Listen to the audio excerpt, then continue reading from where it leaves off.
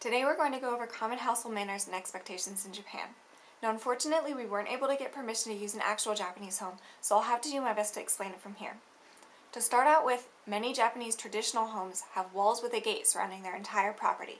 At the front of the gate should be a doorbell, and if you go to visit you should use that doorbell instead of going through to the front door, even if the front door has a doorbell as well.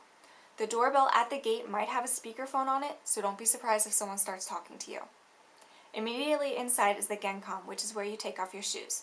It's polite to move your shoes off to the side, heels to the wall, so that they're out of the way. One step up is the regular floor, and there should be a rug there. That's where you put on your slippers. You don't have to wear slippers, and you don't have to wear socks either, although if everyone else is wearing them, it's kind of strange if you're not. Typically, Japanese people will wear socks and slippers in the winter because it's cold, although in the summer many people go barefoot. If you choose just to wear socks, be careful, because many traditional Japanese homes have polished hardwood floors which are really slippery. When you enter a Japanese home, if you're visiting, you should greet your host with the proper verbiage for the time of the day. So, ohayo gozaimasu if it's before noon, konnichiwa during the day, and konbanwa during the evening.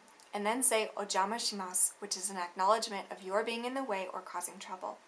If you are already in the home and another family member who is older than you or is the host returns, you should greet them with the time of the day and then say ojama shiteimasu. When you leave, you should say ojama shimashita, and if it's in the evening, oyasumi nasai. If you are homestaying, when you return home simply say tadaima, and when you leave, ittekimasu. When another family member returns home, reply to their tadaima with okaeri nasai and their ittekimasu with itterashai. Almost all Japanese homes have one or more rooms where the flooring is tatami mats. Tatami mats can be very expensive and they're difficult to take care of and clean, so in some families they're not often used or are used only as storage or entertaining guests. Traditional rules say to take off your slippers before entering a tatami room, but this depends on the family and the house. If you're visiting someone, you can either follow their example or ask them what you should do. If you're homestaying in Japan, your family should go over their house rules with you when you arrive. A Japanese living room is similar to a living room anywhere and may have couches, chairs, a TV, a family computer, etc. In addition, they will probably also have a coffee table, which may be a kotatsu, sitting atop one or several layers of rugs, one of which may be electric. These rugs are for sitting, and some families may request or expect that you take off your slippers before stepping onto them.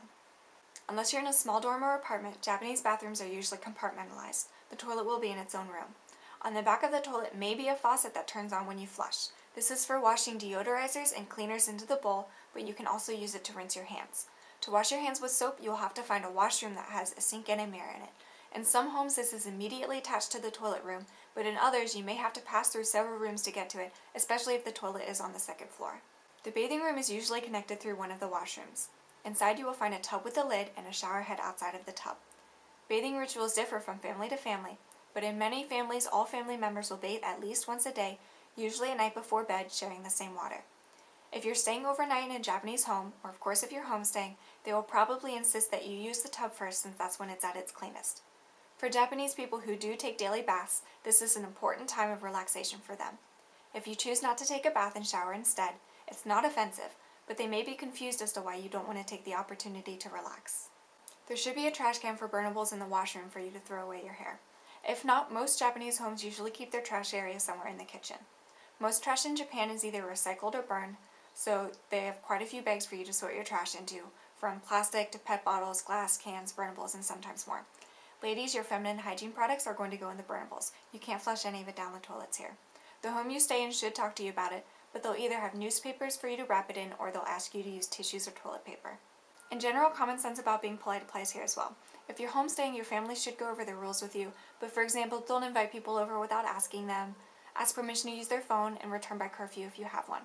And it would also be nice to offer to help out with chores every now and then. In Japanese culture, it's often expected that you help out even if no one asks. And since you're homestaying, you're now a family member, which means that some people may expect that of you too.